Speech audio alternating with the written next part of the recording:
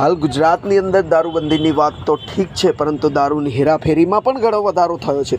પરંતુ નવાઈની વાત તો એ છે કે ચેન્નઈ એરપોર્ટ ઉપરથી સોનાની હેરાફેરી કરતા 25 શખ્સોની ધરપકડ કરવામાં આવી છે। ત્યારે 25 લોકો પાસેથી ₹15 કરોડનું 20 કિલો સોનું પકડવામાં આવ્યું છે।